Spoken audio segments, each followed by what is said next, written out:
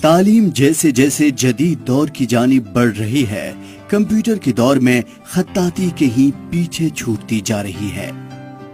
آخر ہم کمپیوٹر پر بھی تو الگ الگ فونٹس کا استعمال کرتے ہی ہیں، لیکن ہینڈ رائٹنگ یعنی ہاتھوں کی لکھاوٹ کو خوبصورت اور بہترین بنانے کے لیے ایک خاص طرح کے قلم کا استعمال کیا جاتا ہے۔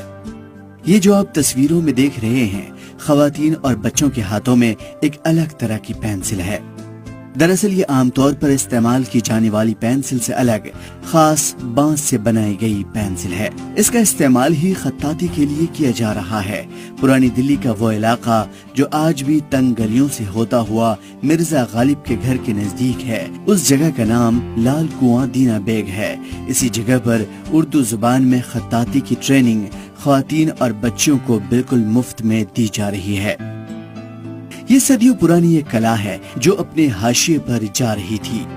اس کلا کو بچانے کے لیے دینا بیگ کی چھوٹی سی گلی میں اعجاز نور اپنے سبھی دوستوں کے ساتھ فاطمہ نام کے ادارے میں فی سبیل اللہ مسلم بچیوں اور خواتین کو ہنرمند بنانے کی نیت سے خدمات انجام دے رہے ہیں۔ اردو خدمتگار جاوید خان بتاتے ہیں کہ قلم کی طاقت کو پہچاننا اور اردو کی روایت کو آگے لے کر جانے کی سوچ نے ہمیں اس کام کو کرنے کا حوصلہ دیا۔ ساتھ ہی جاوید نے یہ بھی بتایا کہ اس ٹریننگ سینٹر میں کسی طرح کی کوئی تفریق نہیں ہے۔ کسی بھی مذہب کا کوئی بھی شخص جو اردو سیکھنا چاہتا ہو وہ آ کر اس آرٹ کو سیکھ سکتا ہے۔ قلم ہی طاقت ہے، قلم کی طاقت کو پہچاننا اور بچوں میں امپلیمنٹ کرنا۔ اب قلم سے ہم بہت کچھ لکھتے ہیں۔ ہمارے یہاں اردو کا چلن جو اس ایریا میں ہے، اردو کیونکہ یہیں سے ڈیولپ ہوئی، یہیں سے پوری اس نے دنیا میں راج کیا، اور غالب کی حویلی بہت نزدیک ہے، تو یہاں اردو کا کلچر ہے جس کو ہم نے زندہ رکھ رکھا ہے، اور ہم بچوں میں اس چیز کی پروموشن کرتے ہیں، اپنی ادب کی، اپنی ثقافت کی، اپنے اس میں، اور بچے زیادہ تر اردو سے شوق بھی رکھتے ہیں۔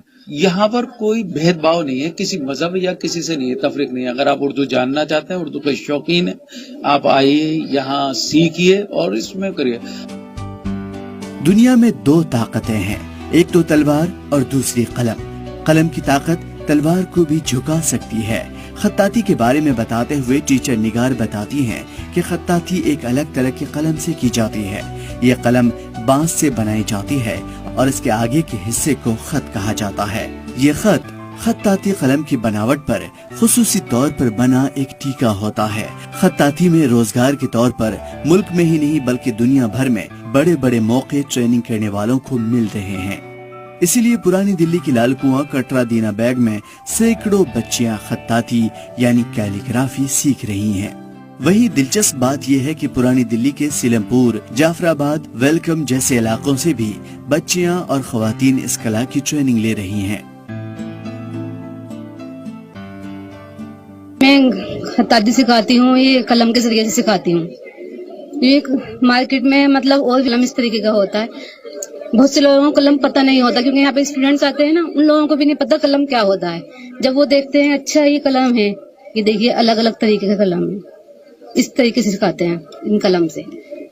حالانکہ سب بولتے ہیں تو بہت پرانے ٹائم کا ہے، قلم تو بہت پہلے لکھا جاتا تھا، لیکن مارکیٹ میں بہت ساری چیزیں اویلیبل ہیں، انوینٹ ہوتی رہتی ہیں ڈے بائی ڈے، بٹ یہ سب سے زیادہ سکسیسفل ہے قلم۔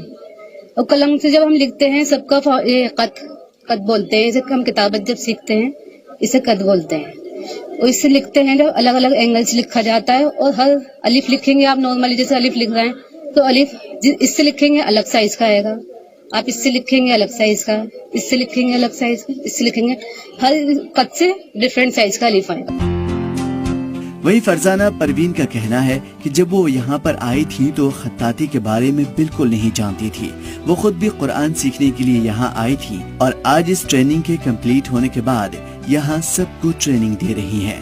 ان کا ماننا ہے کہ خطاطی کو سرکار اگر سپورٹ کرے تو یہاں اپنے ملک میں ہی اچھے روزگار کے مواقع پیدا ہو سکتے ہیں۔ کیلیگرافی، حالانکہ میں پہلے اس کے بارے میں کچھ زیادہ نہیں جانتی تھی، لیکن جب میں نے قرآن کو ترجمے میں سمجھا پڑھا تو مجھے یہ لفظ بہت خوبصورت لگنے لگے. کیونکہ میں نے قرآن کے مطلب سمجھ لیا تھا، تو میں ایک ایک لفظ کا جو معنی سمجھتی گئی وہ میرے دل دماغ میں اس طرح اتر گیا کہ مجھے اردو کیلیگرافی اتنی خوبصورت لگنے لگی کہ بس اس کا کوئی جواب ہی نہیں ہے کہ میں ان کو لفظوں میں بیان کر سکوں. اور واقعی خوبصورتی بھی اتنی ہے جتنی اردو جتنی خوبصورت بولنے میں ہے، دیکھنے میں ہے، پڑھنے میں ہے، کیلیگرافی کی خوبصورتی اس کی اور زیادہ نکھار کر لائے.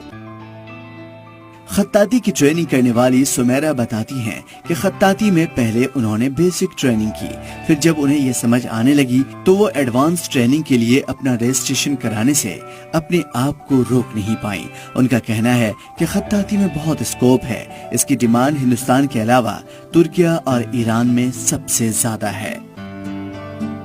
میں نے کیلیگرافی میں پہلے بیسک سیکھی کیونکہ عربک مجھے بالکل بھی نہیں آتی تھی. پہلے بیسک سیکھی، اب میں ایڈوانس سیکھ رہی ہوں. کتنا آگیا؟